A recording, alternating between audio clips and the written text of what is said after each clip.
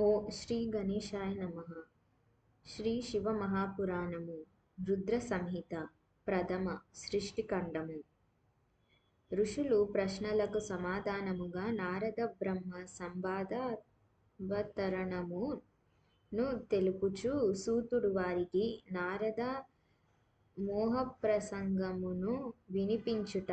కామ విజయగర్వముతో నారదుడు శివ బ్రహ్మ విష్ణువుల దగ్గరకు వెళ్ళి తన తప ప్రభావమును తెలుపుట.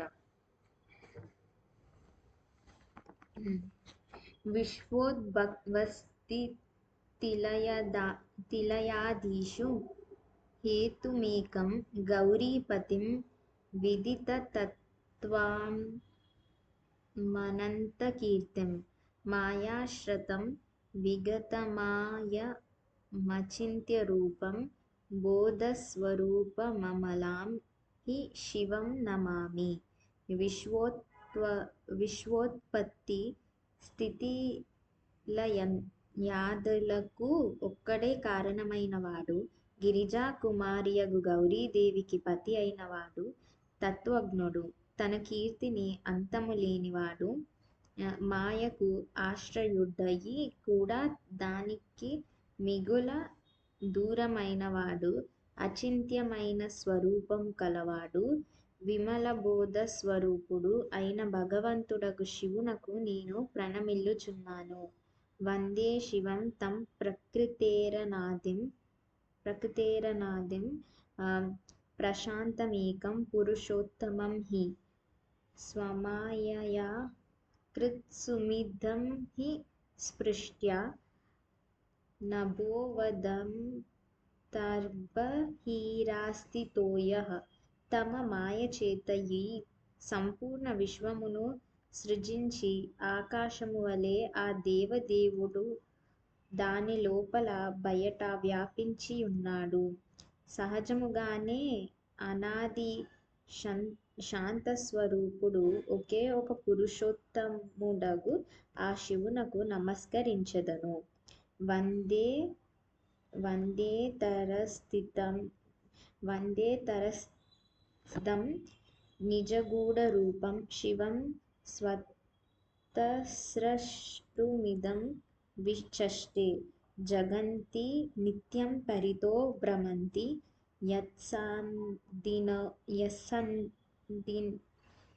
యస్సన్నిధౌ చుంబకలోహవత్తాం. లోహము సూదంటు రాయిచే ఆకర్షితమై దానికి వ్రేలాడుచున్నట్లు ఈ సకల జగత్తు ఎల్లవేళలా ఆ స్వామి చుట్టూ తిరుగుచుండును. తిన నుండియే ఈ ప్రపంచమును సృష్టించుచుండును. అందరి లోపల ఆంతర్యమయ్యై విరాజిల్లుచుండు ఆ ప్రభువు రూపము అతి నిగూఢమైనది. అట్టి భగవంతుడగు శివునకు సాదరముగా నమస్కరించుచున్నాను. వ్యాస మహర్షి పలికెను. సకల జగత్తునకు తండ్రియగు పరమశివునకు జగన్మాత కళ్యాణమయి అగు పార్వతీదేవి వరాల కుమారుడగు గణేశునకు నమస్కరించి ఈ పురాణమును వర్ణించెదను. ఒకానొక నాటి విషయము. నైమిషారణ్యమున నివసించు శౌనకాది సకల మునులు మిక్కిలి భక్తిభావముతో సూతునితో ఇట్లు పలికిరి. ఋషులు ప్రశ్నించిరి. మహానుభావుడగు సూత మహర్షి, విద్యేశ్వర సంహితయందుగల సాధ్యసాధనమును పేరుగల ఖండము నందలి శుభము ఉత్తమమైన కథను మేము వినియున్నాము. దాని మొదటి భాగము మిగుల రమ్యమైనది. అది శివభక్తుల మీద భగవంతుడగు శివుని వాత్సల్య స్నేహమును ప్రకటించును. పండితోత్తమ, మీరు మాకిప్పుడు భగవంతుడగు శివుని పరమ ఉత్తమ స్వరూపమును వర్ణింపుడు. దానితో పాటు శివపార్వతుల దివ్య చరిత్రలను సంపూర్ణముగా మాకు వినిపింపుడు. నిర్గుణ మహేశ్వరుడగు ఆ స్వామిలో కమునందు సగుణ రూపమును ఎట్లు ధరించును? మేమెంత ఆలోచించినా శివతత్వమును మాకు బోధపడటలేదు. స్పష్టిక ముందు భగవంతుడగు శివుడు ఏ విధముగా తన స్వరూపమునందు స్థితుడయ్యుండెను. తదుపరి సృష్టికి మధ్యకాలమునందు ఆ ప్రభువు ఏ విధముగా క్రీడించును అంటే లీలతో తేజోమయుడై వ్యవహరించుచుండెను. సృష్టి కాలము అంతమైనప్పుడు ఆ మహేశ్వర దేవుడు ఏ రూపమున స్థితుడై ఉండెను? లోక కళ్యాణ ప్రదుడగు శంకరుడు ఎట్లు ప్రసన్నుడగును? ప్రసన్నుడైన మహేశ్వరుడు తన భక్తులకు ఇతరులకు ఎట్టి ఉత్తమ ఫలమును ప్రసాదించును? ఇవన్నీయు మాకు వివరింపుడు.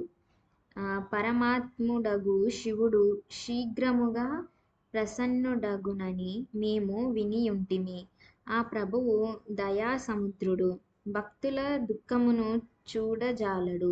బ్రహ్మ, విష్ణు, మహేశ్వరులు ముగ్గురు దేవతలు ఆ ప్రభువు అంశతోనే జన్మించిరి. వారు ప్రకటమైన గాథను, వారి చరిత్రల వైశిష్ట్యమును వర్ణించుడు. ఉమాదేవి ఆవిర్భావము, వివాహము గురించి కథలను కూడా వినిపించుడు. వారి గృహస్థ ధర్మములను, లీలలను కూడా వర్ణింపుడు. మా ప్రశ్నలకు సమాధానముగా మీరు ఈ కథలన్నింటితో పాటు ఇతర విషయములను కూడా తప్పక తెలుపుడు. సూతుడిట్ల వచించెను: మునీంద్రులారా, మీరు మిగుల సముచితమైన విషయమును అడిగితిరి. భగవంతుడగు సదాశివుని కథయందు మీకు ఆంతరిక నిష్ఠ కలదు. మీరు ధన్యులు. బ్రాహ్మణులారా, భగవంతుడగు శంకరుని గుణానువాదము సాత్విక, రాజస, తామసములను మూడు గుణములను గలిగిన మానవులకు నిరంతరము ఆనందమును ప్రసాదించును. పశుహింస చేయు కఠిన కసాయివాడు తప్ప ఇంకెవ్వరునూ ఆ ప్రభువు గుణానువాదమును వినుట వలన విసుగు చెందరు. మనస్సులో ఏ తృష్ణయు అంటే కోరికయను, దాహము లేని మహానుభావులు భగవంతుడగు శివుని గుణములను నిరంతరము గానము చేయుదురు. ఆ గుణ సముదాయమే సంసార రూపము రోగమునకు దివ్యౌషధము. మనస్సునకు, చెవులకు ఇంపైన సకల మనోరథములను తీర్చునదగును. బ్రాహ్మణులారా, మీరు ప్రశ్నల కనుగుణముగా నా బుద్ధికి తోచిన శివలీలలను వర్ణించుటకు ప్రయత్నించెదను. మీరు సాదరముగా వినుడు. దేవర్షి నారదుడు శివరూపుడగు భగవంతుడైన విష్ణువు చేత ప్రేరితుడై ఈ విషయమునే తన తండ్రిని అడిగెను. తన కుమారుడగు నారదుని ఈ ప్రశ్నను విని బ్రహ్మ మిగుల సంతసించెను. అప్పుడు బ్రహ్మదేవుడు ముని శిరోమణియగు నారదునకు సంతోషమును గలిగించుచు ప్రేమతో భగవంతుడగు శివుని యశస్సును గానము చేయదొడగెను. ఒకప్పటి విషయము. ముని శిరోమణి విప్రోత్తముడగు బ్రహ్మపుత్రుడు నారదుడు వినీతచిత్తుడై తపస్సునందు మనస్సు లగ్నము చేసెను. హిమాలయ పర్వతమునందు ఒక గుహ కలదు. అది మిగుల సుశోభితమై ఉండెను. దానికి దగ్గరలో సురనది గంగా వేగముగా నిరంతరము ప్రవహించుచుండెను. అనేక విధములైన అలంకారములతో ఒక ఆశ్రమ శోభలొల్లుకుచుండెను. దివ్య దృష్టి గల నారదుడు తపమొనరించుటకు అనువుగా నుండునని ఎంచి అచటకి చేరెను. ఆ గుహను చూచిన మునీంద్రుడు మిగుల సంతసించెను. చాలా కాలం వరకు అచట తపమొనరించుచుండెను. ఆయన అంతఃకరణము పరిశుద్ధమై ఉండెను. ఆయన దృఢమైన ఆసనారూఢుడై మౌనముతో ప్రాణాయామ పూర్వకముగా సమాధి స్థితుడయ్యెను. బ్రాహ్మణులారా, అప్పుడు నారద మునీంద్రుడు బ్రహ్మను సాక్షాత్కరింపచేయునట్టి అహం బ్రహ్మాస్మి అంటే నేను బ్రహ్మను అను విజ్ఞానమును అనగా అనుభవ జ్ఞానమును కలిగించునట్టి సమాధియందు స్థితుడయ్యెను. నారదుని తపస్సును గూర్చి విషయమును తెలుసుకొనిన దేవేంద్రుడు భయంతో వణికిపోయెను. అతడు మానసిక సంతాపముతో విహ్వలుడయ్యెను. అతడు మనస్సులో ఈ నారదుడు నా రాజ్యమును తీసుకొనగోరుచున్నాడు అని చింతించెను.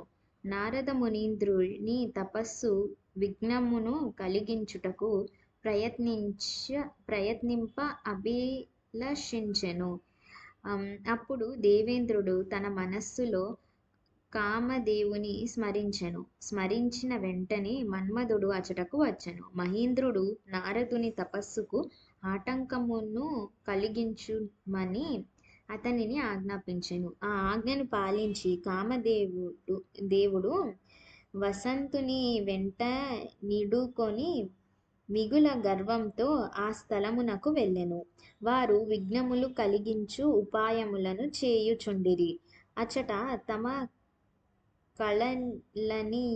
కళలన్నీయును ప్రయోగించిరి. వసంతుడు కూడా మనోన్మత్తుడై తన ప్రభావమును అనేక విధములుగా ప్రదర్శించెను. మునివరులారా, కామదేవుడు వసంతుడు నిర్విరామముగా ప్రయత్నించినప్పటికీ నారద మునీంద్రుని చిత్తమునందు వికారములేవియూ ఉత్పన్నము కాలేదు. మహాదేవుని అనుగ్రహంతో వారిరువురు గర్వము పూర్తిగా అణచబడెను. శౌనకాది మహర్షులారా, అట్లు జరుగుటకు గల కారణము శ్రద్ధతో వినుడు. మహాదేవుడు కృప వలననే నారదుని మీద కామదేవుని ప్రభావమేమియూ పనిచేయలేదు. మొదట ఆ ఆశ్రమమునందు కాముని జయించిన భగవంతుడగు శివుడు మహోన్నతమైన తపమొనరించెను.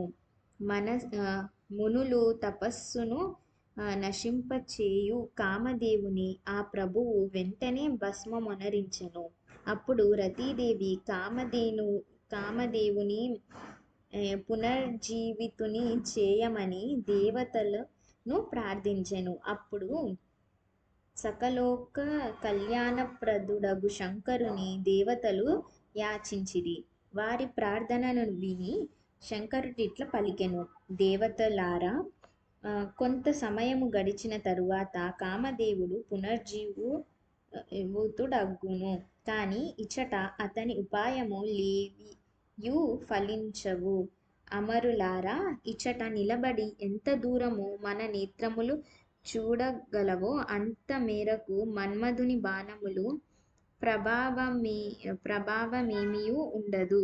దీనిలో సంశయము లేదు అని చెప్పిన భగవంతుడగు శంకరుని వచనములు కనుగుణముగా ఆ సమయమున కామదేవుని ప్రభావము నారదుని మీద పడలేదు.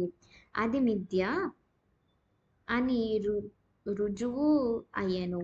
కామదేవుడు వసంతుడు వెంటనే స్వర్గలోకమునందలి దేవేంద్రుని వద్దకు తిరిగి వెళ్ళిరి. కామదేవుడు తన వృత్తాంతమును మునియొక్క ప్రభావమును ఇంద్రునికి తెలిపెను.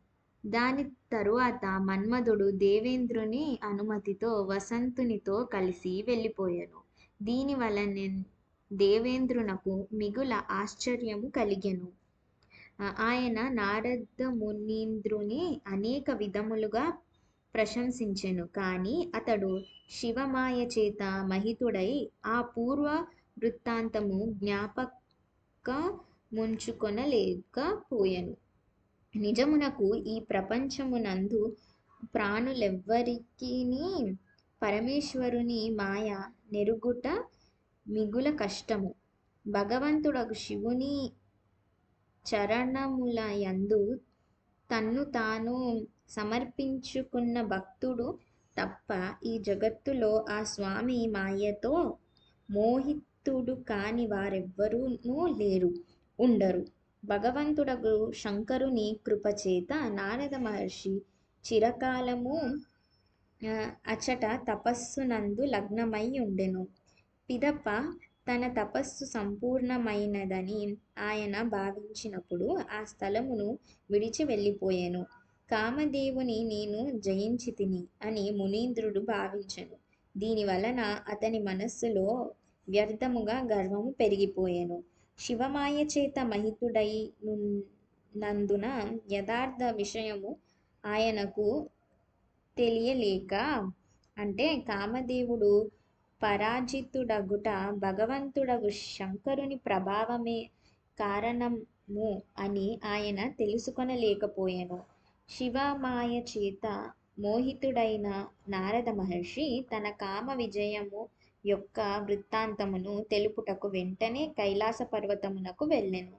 అతడు విజయ మదముతో ఉన్మత్తుడగుచుండెను. అచట రుద్రదేవునికి నమస్కరించెను. మునీంద్రగు గర్వముతో తాను మహాత్ముడనని తలచెను. తన ప్రభావము వలననే కామదేవుని మీద విజయాన్ని పొందితిని అని భావించెను. మహాదేవునకు జరిగిన వృత్తాంతం అంతను తెలిపెను. ఇదంతా భక్తవత్సలుడుగా అగు భగవంతుడు వినెను. ఆ స్వామి తన శివుని యొక్క మాయ చేతనే మహితుడైన కారణమున నారదుడు కామ విజయమునందలి యథార్థ కారణమును తెలుసుకొనలేకున్నాడు.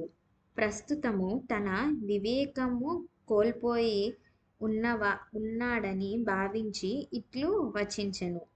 రుద్రుడు పలికెను, నాయనా నారద, నీవు గొప్ప విద్వాంసుడవు, ధన్యవాదములకు తగినవాడవు. కాని నేను చెప్పిన మాటలను శ్రద్ధగా వినుము. ఇక ఎప్పుడునూ ఈ విషయమును ఎవ్వరికీ చెప్పకుము. భగవంతుడగు విష్ణుదేవుని ఎదుట ఈ విషయము నెప్పుడునూ చర్చించకుము. నా ఎదుట చెప్పిన ఈ మాటలను ఇతరులెవరైనా అడిగినను చెప్పవలదు. సిద్ధికి సంబంధించిన విషయమును గోప్యముగా ఉంచదగును. ఎవరి ఎదుట ప్రకటించరాదు. నీవు నాకు మిగుల ప్రియుడవు కనుకనే చాలా గట్టిగా నీకు బోధించుచున్నాను. ఎచ్చటను చెప్పరాదని నిన్ను ఆజ్ఞాపించుచున్నాను.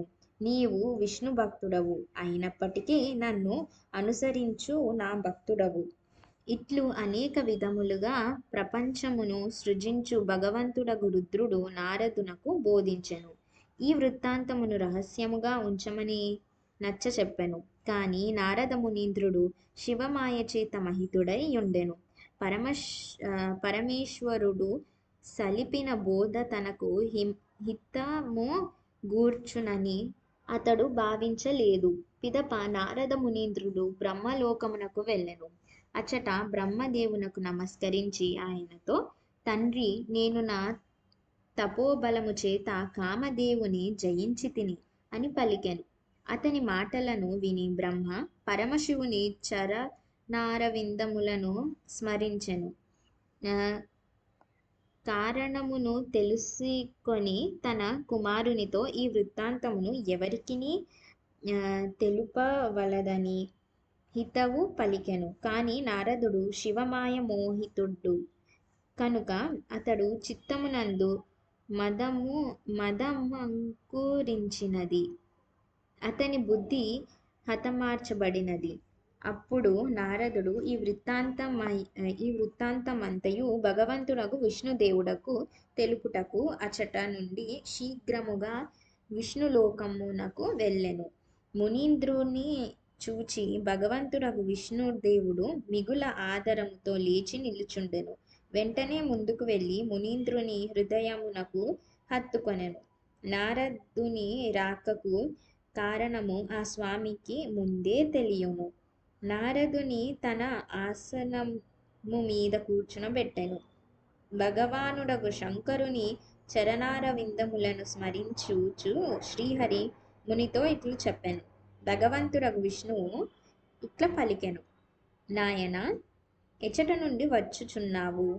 ఇచటకు నీ ఆగమమున కారణమేమి? మునివర, నీవు ధన్యుడవు. నీ శుభాభిగమనముతో మేము పవిత్రులమైతిమి. భగవంతుడగు విష్ణుదేవుడు వచనములను విని గర్వముతో నిండిన మునీంద్రుడు మదము చేత మోహితుడై తన వృత్తాంతమును మిక్కిలి అభిమానముతో చెప్పి వినిపించెను. నారద మునీంద్ర, అహంకారముతో కూడిన మాటలను విని భగవంతుడగు విష్ణుదేవుడు తన మనస్సులో కామ విజయమును యొక్క యథార్థ కారణము పూర్తిగా తెలుసుకొనెను. ఆ తరువాత శ్రీ విష్ణువు ఇట్లు పలికెను. మునిశ్రేష్ఠ, నీవు ధన్యుడవు. తపస్సునకు నీవే భాండాగారము. నీ హృదయము మిగుల ఉదారమైనది. మునీంద్ర, భక్తి జ్ఞాన వైరాగ్యములు లేని వాని మనస్సునందు సకల దుఃఖములను కలుగజేయు కామమోహాది వికారములు తొందరగా ఉత్పన్నమగును. నీవు నైష్టిక బ్రహ్మచారివి. ఎల్లప్పుడూ జ్ఞాన వైరాగ్యములతో కూడియుందువు. నీలో కామ వికారములెట్లు చోటు చేసుకొనును? జన్మ తోడనే నిర్వికారుడవు, పరిశుద్ధమైన బుద్ధి కలవాడవు. శ్రీహరి చెప్పిన ఈ మాటలను విని నారద మహాముని గట్టిగా నవ్వసాగెను. మనస్సులోనే భగవంతునకు ప్రణామమొనరించి ఇట్లు పలికెను. నారదుడు పలికెను. స్వామి, నా మీద నీ కృప ఉన్నంత వరకు కామదేవుడు తన ప్రభావమును ఎట్లు చూపగలడు? ఈ విధముగా పలికి భగవంతుని చరణములకు ప్రణమిల్లి నారద మహాముని అచట నుండి యథేచ్ఛగా వెళ్ళిపోయెను.